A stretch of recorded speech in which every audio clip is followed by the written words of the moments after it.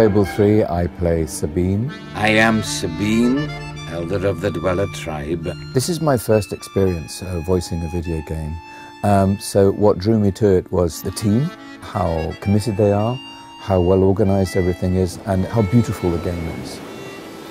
There is, I think, some loose connection between a character I played in a film called The Last Legion and Sabine.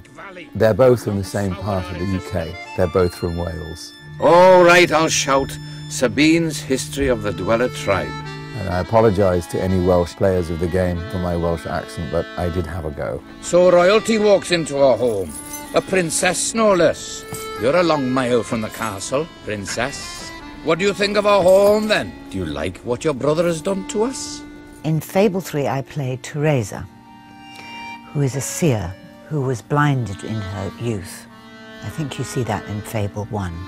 She is born to see into the future. Sabine is a good man, and his people are strong. I play a character called Reaver. He's a kind of, I don't know how you describe him, a foppish, debauched ruin of a rake of a piratical libertine. I wouldn't call him immoral so much as amoral. He has no morality whatsoever. He doesn't even have a concept of morality. These pitiful men are not a patch on my old bloodstone pirates. Oh, how I miss them sometimes. There's always something stylish about being utterly wicked. Hey, Master Weaver, you think anyone will actually get this perfect score? No need to get restless, sweetheart. Barry Hatch is here to take care of you. Fancy a quick jig? Reaver will prove your most valuable asset. The character I play in Fable 3 is Logan, who is the king of Albion. This is my Albion. Its people will do as I say, or they will die. Its future will be as I decree, or it will end. It's my first time playing a video game character. And it's really interesting because it's another sort of form of storytelling. What are you doing here? The war room is no place for a child.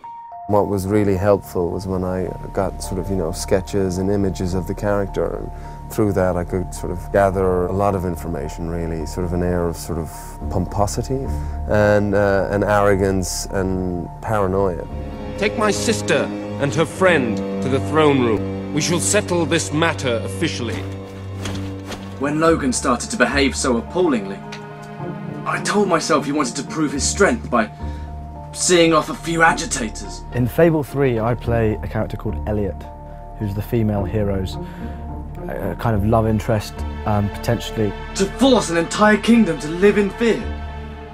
That's true tyranny. He's a very genuine, kind man who is kind of the moral barometer for the female hero. Not a great fighter, pretty useless, and gets in a lot of trouble. All hail the Queen of Albion! I play a character called Sir Walter Beck, who's the kind of typical right-hand man of the monarch.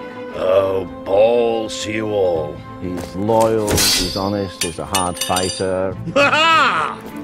You only went and broke it. Look at that. Am I a great teacher or what? He's everything that a king would want, just here. Blocked! Stick that up Logan's pipe and smoke it! In Fable 3, I am playing the part of Ben Finn, who is a sort of rapscallion, soldier-cum-adventurer who, had a difficult life. He grew up on the wrong side of the tracks, didn't really want to. He's always been quite a moral guy. He's always been kind of wanted to do the right thing, but was just dragged back into criminality again and again. But eventually, he joined the Royal Albion Army and sort of became this sort of, the guy he wanted to be. Ow! It's like being hit by a frozen sock! I played Jasper, who is the butler at the Royal Palace, and he was originally butler to the king who's gone all wrong. And now he is the great and faithful and loyal attendant on the young fellow who's going to become the hero, or the young girl who's going to become the heroine. You've a new mask, an exciting mix of daring and dashing. A bit like my first cat, Simon. I think people often wonder whether an actor is using himself in a character, and I think the answer is, to some extent, he has to.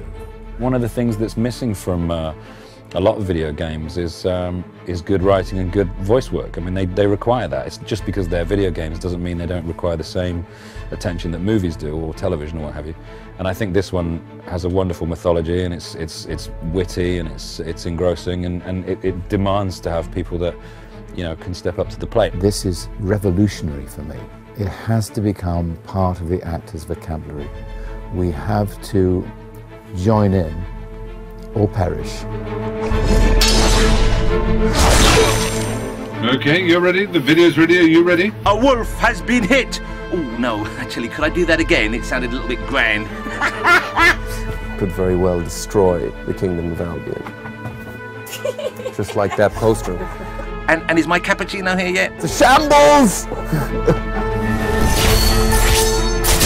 My advice to anyone who wants to play this game and win and overthrow Logan and be a good leader is to be yourself. Don't try and second guess. Don't try and think, oh, I wonder if the game wants me to do this or the game wants... It's not about that. It's about you, the player.